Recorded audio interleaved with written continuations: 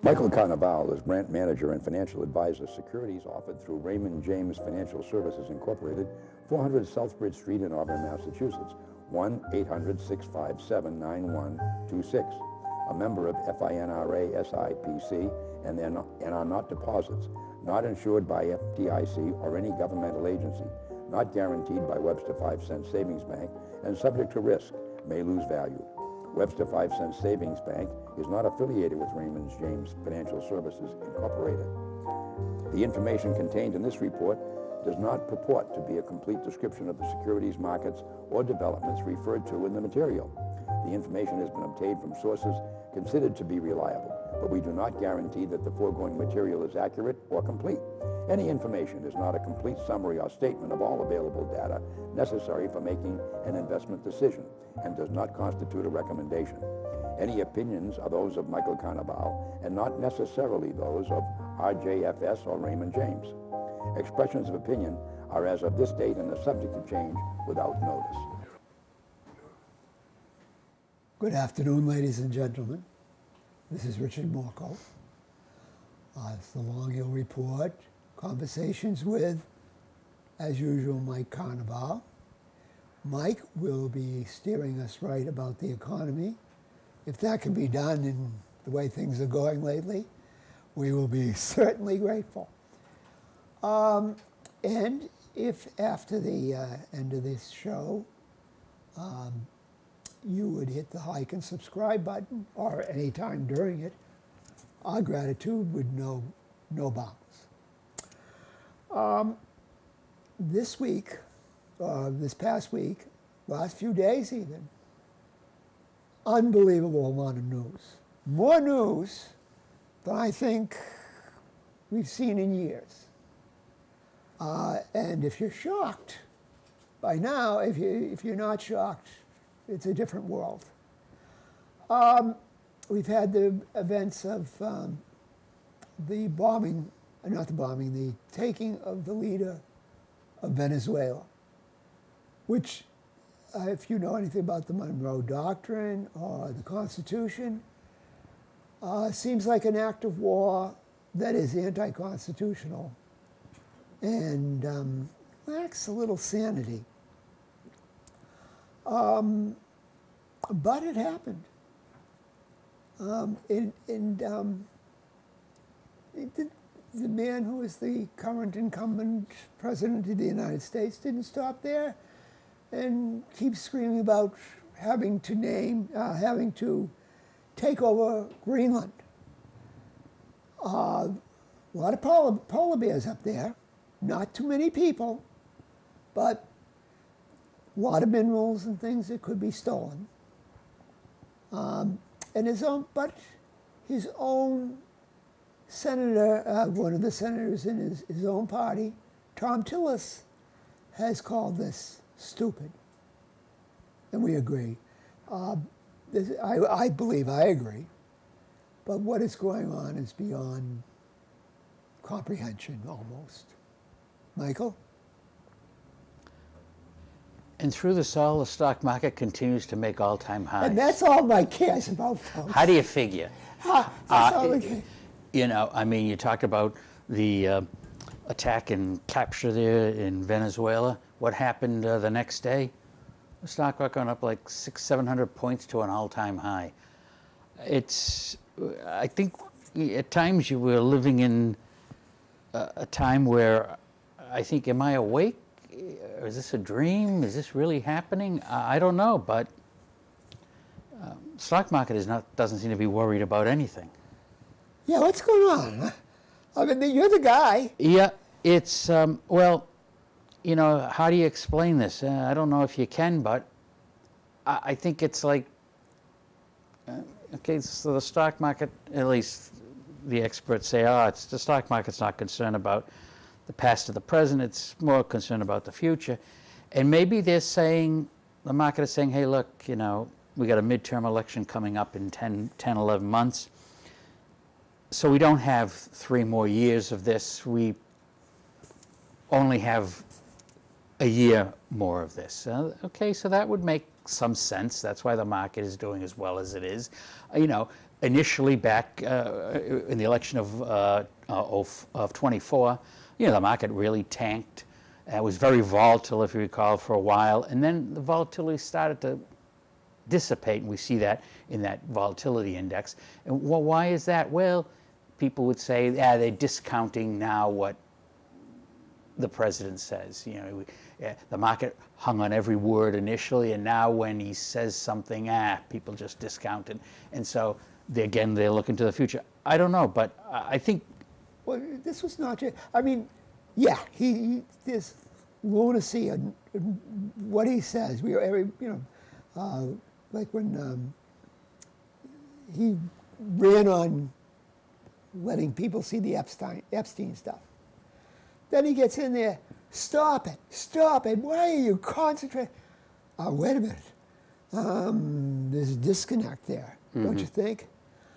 Yeah.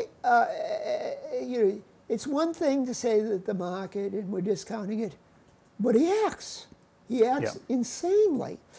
I mean, this is going into another country against the Constitution, against what the Monroe Doctrine really is. Of course, now he has the Donroe Doctrine. I think he's turned a corner, and there's not sanity there. I think he should be impeached for what he did. Which Congress has the say over war. Mm-hmm. Congress, Article 1, Section 8.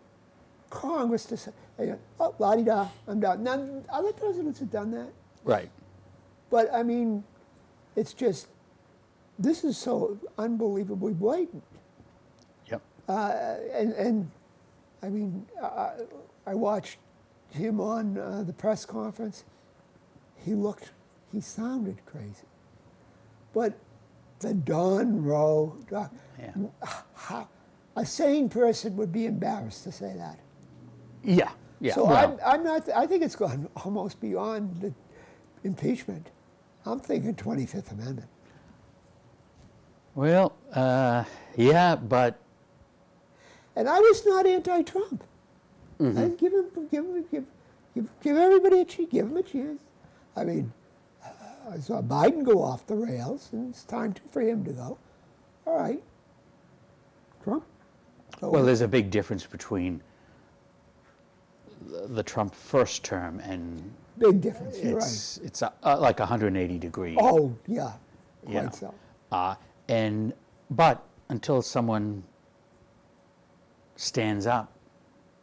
Well, like I said, Tom Tillis, his own senator, said this is crazy. Yeah, but.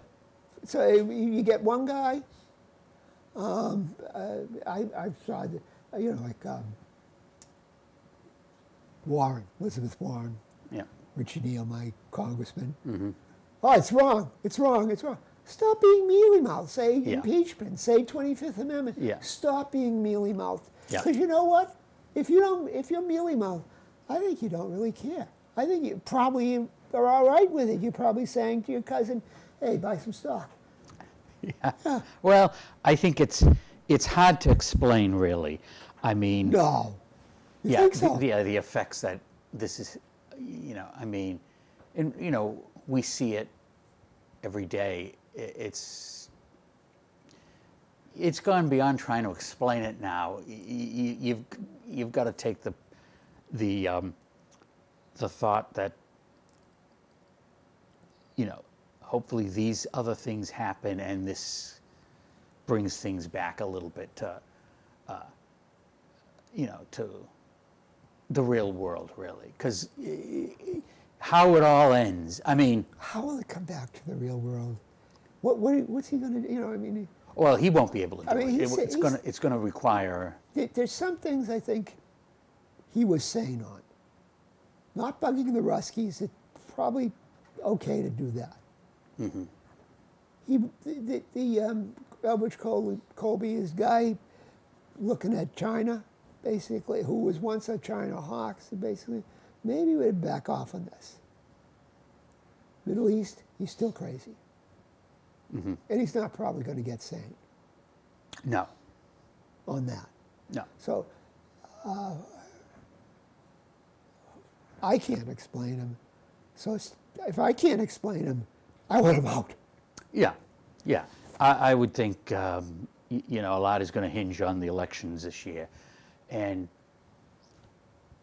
again, I always say, you know, people get what they want. This is what they wanted. Well, you know, he wasn't.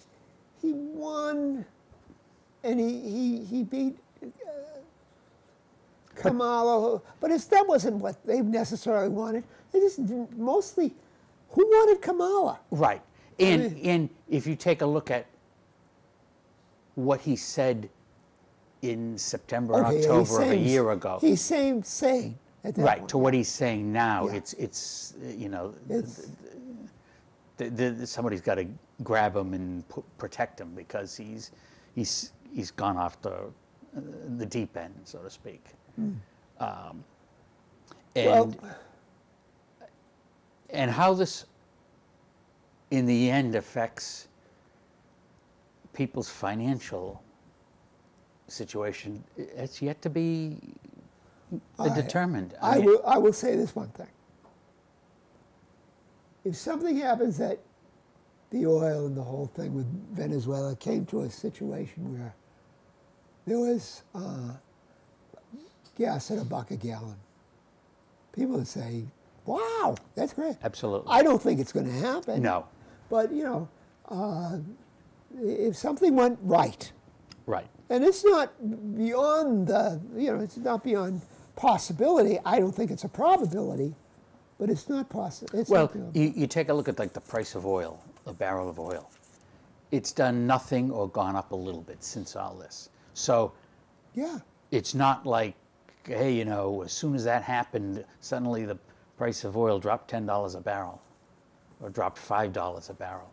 It didn't do anything, it went up a little bit. So that's kind of telling you that, you know, this is, and it, you know, it's sort of like, I'm going to bring back all the manufacturing. There was a study a couple of days ago that in order to get Venezuela pumping oil the way it did 10 years ago, it's going to take maybe the next decade to get it. So, I mean, I think, you know, these are very simplistic ideas he comes out with. And they change on a minute's notice. I mean, when there was this first talk about Venezuela, and they were blowing up the boats, and then they started capturing the tankers, you know, I said, and then this Epstein stuff came out. I said, you know, don't be surprised if we go to war with Venezuela as a way of, you know, changing the storyline. Now, we didn't go to war with them, but he did change the storyline. he did. And you know, and in the same token, he's talking about Colombia, Mexico, Cuba, Greenland. I mean, I could see him doing something in Colombia. He'd have to really be certified nuts, I think, to do anything with Mexico or Cuba or even Greenland. I think he'd have to really be nuts to do I that. think he is definitely nuts. But I think he's nuts. I'm sorry, I'm not. I gave up my degree in psychology and mental health, so I'm not talking as a professional, just as somebody out here in Nowheresville. He's nuts. That's me. But that's me. Well, there's a lot of things that get said that, you know, make you think that, saying, well, this isn't what a rational person would say. You know, glorifying the murder of 2 people by their child, or the day after the Kennedy woman died, you come out and say, well, my name should be on more buildings, I've done more. That's not what a... Okay, I rest my case. Yeah, yeah. No, I think it's... You made my case. I think it's gotten All right, tremendously worse. let's get to the lovely stuff you like Well, December, second best. it's sort of like, yeah, and then we turn now to the stock market. It's sort of like we're in like on Fantasy Island. I mean, it's the market. It just keeps going up. Holy smokes. You know, December normally ranks as the second best month of the year. We hadn't had an odd number declining year in December since 2015, and the streak continued. The market went up nearly 1%. There were 2 all-time closing highs. The Dow finished 2025 up 13%. Did you get your Santa Claus rally? We did. That's the last 5 days, but it was close. It took the final day to turn the Santa Claus rally to reality. But we began the rally 5 days before the end of the year at an all-time high, and we ended 2 days after the New Year at an all-time high. So, yeah, I mean, we got another one coming up, the January barometer, which says as January goes, so goes the year. That's worked the last 4 years. And we're doing well now. We're doing well right now. I We mean, still have most of the month. to over go. over 49,000 on the Dow. You know, I mean, you look back on the dark days of the financial crisis, and geez, I remember being here. I'm an old guy, so which financial crisis? 2008, 2008? Yes, 2008? 08, 09. I've been through a few financial crises. Oh yeah, but I remember here, at 6,000 and 7,000, and somebody who's no longer here said, geez, if we can only get back to 10,000, that would be great. We're approaching 50,000. I mean, if they I told you the guy said to me many years ago, yeah, they're talking $3,000. yeah. I mean, you listen to like you got to be, we're talking crazies on the show, so you got to be crazy to be listening to some of this stuff. But you listen to some of these old business show reports, and they're ringing the bell, and the Dow cracked 1,000 today. It's almost 50,000 now. I mean, And it probably will get there. But definitely, yeah. What does the guy here always say when, why am I Jimmy Downer here? right. What do I always say? Inflation. Yeah, about half of it is inflation. I'd say quite a bit more. Now, the market historically goes up 9% or so a year. Inflation historically is around 4%. So it's, it's about half. Okay, we're not. But I mean, for the people who stayed in there, unbelievable. I mean, Okay, all right. You All right, bonds. Talk to me. well, interest rates, long rates have been going down. The short-term rate has been staying steady, although this past month, the 30-year bond actually rose a little bit to 4.8 from roughly 4.7. And the yield curve fell a bit, rose a bit, meaning because the long-term stuff moved more than the short-term stuff. So that's always a good sign. We're not inverted, which is usually a signal for a recession. And Oh, wait a minute. How many years were we not in? We were inverted, and it wasn't. And it wasn't. So it's hard to explain a lot of this that's happening, right? I mean, and not only in the market but in the world. But it is what it is, as they say. Okay, well, technicals, go get them. Well, they weakened a bit, and you would kind of expect that if the market has continued to go up. The moving average, which is how percentage of stocks above their 52-week average price, stayed about the same. Volatility really fell. Oscillator also did increase. That's a sign that prices may be short-term on the high side. And the greed and fear index also moved up. It moved from fear toward the end of December now to the greed area. So the short-term indicators are weakening, and historically, the market tends to take a pause mid-late January into February. So we may be seeing a short-term high right now.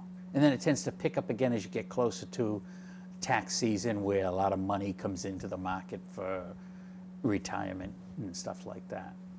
So, I mean, nothing surprising, at least in the technical indicators this month.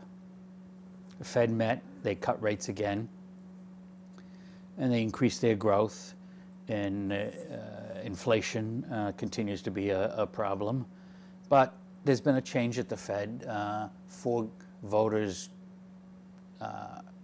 moved off the table and 4 new came in. The new group that came in is slightly more inclined to keep rates unchanged rather than cut. But the big thing is who's going to run the show come the summer. And although the president said today he knows who the person is, but he's not ready to announce it. It's Marco Rubio. No. I wouldn't get shot. Wouldn't it be something if it was himself? I will both be. I will both be governor. I can do both. You know. It's the Don Rowe doctrine. Yes. At the Fed. Yes. I mean, and I think I think a lot of this is all getting discounted because I think people are thinking, obviously, the midterm election, and that whoever comes in beyond him is going to unwind all of this. There's probably going to be a big yard sale at the White House. If you're interested in gold-plated stuff, you're probably going to get some stuff cheap in a few years. Okay, but, Mike. Well, and there'll still be a picture of the biggest ballroom. It will not be actually physically there, just a photo of it. Well, I don't know. I really haven't been following that. Is that being built or supposedly just speculated? Supposedly it's being stalled. All right. But again, well, whatever. Interest rates around the world basically have been coming down. Bank of England cut rates. I've been worried about Egypt. I've been waiting to hear about that. Egypt now at 20%, and that's a reduction. The 9th highest in the world. And guess who has the highest interest rates in the world? Liechtenstein? Close. Luxembourg? How about Venezuela? You got it. Venezuela has the highest rates. That's at, 58. Almost 59%. Yep. Turkey, our friend, has fallen to 2nd place at 38%. Yeah, I haven't heard of you. Haven't been talking Turkey. No, you haven't been talking Turkey. I've been talking Turkey since November 24th. Right? But no, and India cut rates, and then Canada, the European Central Bank, met and decided to do nothing. Only Japan voted to raise interest rates. Any reason? And a lot of that was inflation has gotten bad a lot higher than they want. Oil, we know, has stayed in the upper 50s through all of this that's been quite a while, craziness. So it remains to be seen. But again, as with the technicals, no surprise. Major news, also really no surprise. Now, the drilling rigs, those are in America. Right. Yeah, okay, so. Yeah. They continue to be less than they were a year ago. But production is? Production is up, and 75% plus of the drilling is the Permian Basin. Counts for about 400 and something of the 500 and something rigs. Has the shale gone away? Seems to have quieted down. Yeah, you don't hear about shale anymore. A lot of that was in Canada, but you don't hear about that anymore. So, so we don't really, at this point in time, we really are domestically.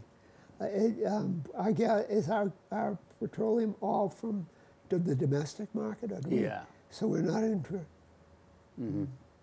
Yeah, production is near an all-time high.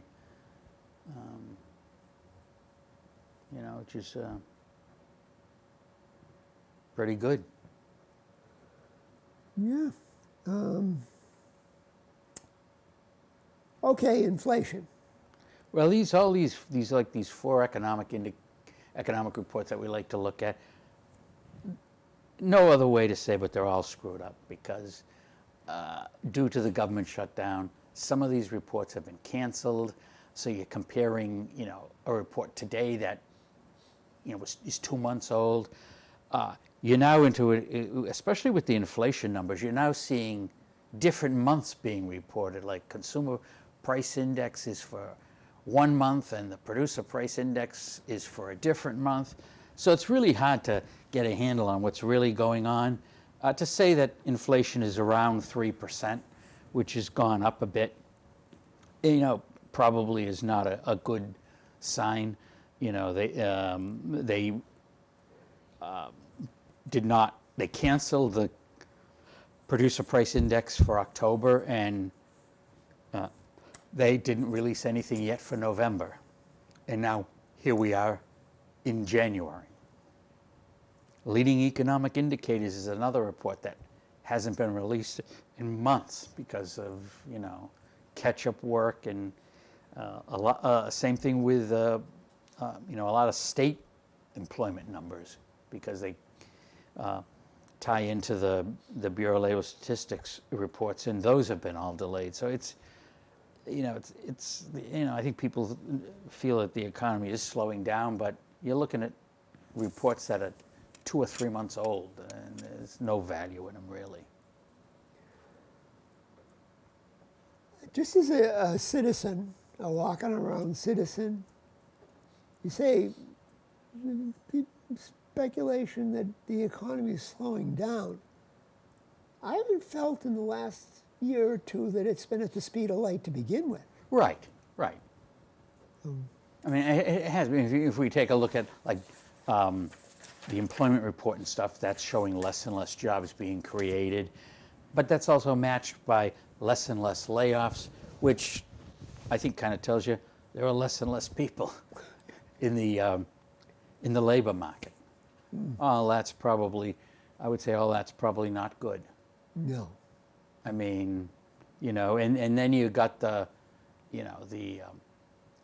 administration saying, well, we don't really need to have this economic report out monthly. We can produce it quarterly, and that's just all eventually it's all gonna catch up, right? And people are going to lose confidence, right? I mean, the only reason you invest in the stock market is you think things are gonna be better in 3 years, 5 years, right? 10 years, right? I mean, if you lose that confidence in that, that's when this all could, end badly.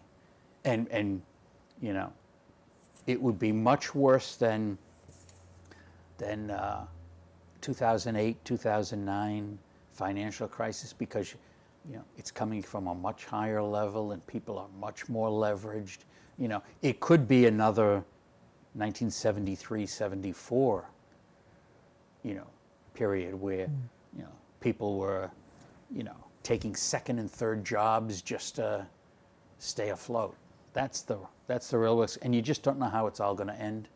But we've been saying that for over a year, and if you cashed out over a year ago or 2 years ago, you'd have missed out on, a great run. So yeah, I think you just got to keep tuned to what would be the alternative sources of information? You're at Raymond James, Mm-hmm. so I'm guessing they generate some stuff in house. Yeah. I'm guessing that Fidelity and Vanguard do the same thing. Do the same thing, right? So what else is there out on the mass market that could be an alternative? Well, most of these investment firms, and there are published studies, tend to be on the more positive side all the time. I've noticed that with you. Yep. And the reasoning that they're on the positive side all the time is there's a lot of money to be made, right, in investment banking and whatnot. So, I think you have to, so what do you got to do? You have to look at the stuff that is not sort of stuff that's produced by the firms. And that's technical indicators. Those are just sheer numbers, comparing a number today from a number in the past, and well, what happened when that number was at that level? Or you have to look at, you used to be able to, and I still think you can, these government economic reports. You know, because although people have questions about the administration, the people who are actually doing these numbers, the inflation numbers, the economic numbers, the jobless claim numbers, they're kind of really separate from that. They're just technicians. Yeah, Well, they're probably the people who are saying the same thing a lot of people are saying. Boy, this guy is really crazy, isn't he? But they're just producing the numbers. So I think that's what you have to look at. You know, if you look at any investment firm, not saying they're bad, but they do tend to always be more positive than negative, and the reason being is it's a lot of money on the investment banking side. The money's made on the investment banking side, not on the retail side. And so, you know, if you want to bring your company public, I'm not going to say anything bad about your industry, because you're then probably not going to come to us to float the stock. I want to go public. Okay, all right. We'll be talking next week. Okay, sounds good. But Okay. that's Last couple of things, the jobless claims. yep. Continue to be record lows. In fact, 2 weeks ago it was under 200,000 layoffs in a week. It only happened 2 times in the past year. So fewer and fewer people being laid off. But when you compare with the employment report, fewer and fewer people are getting hired. So it's going the other way now. You know, we lost, we lost 199,000. Excuse me, there were 199,000 layoffs 1 week, and for the entire month, the employment for November only gained 64,000. So you can see more people are being laid off than are being hired. Not good. No, eventually that's going to all catch up. Okay. Well, I guess we've run through a lot this month. Good thing is we're still here. Well, you know, I'm just getting ready because I think we're going to have a big celebration when Greenland is admitted as the 51st state. I'm ready for it. Is that before Cuba becomes the new Hawaii? Well, you know, when Batista was there, which you don't even know who Batista was. No. He was before Castro. It was Hawaii. Yeah. It was of the Caribbean, and then he got kicked out, and then it became the socialist paradise. So who knows? Who knows?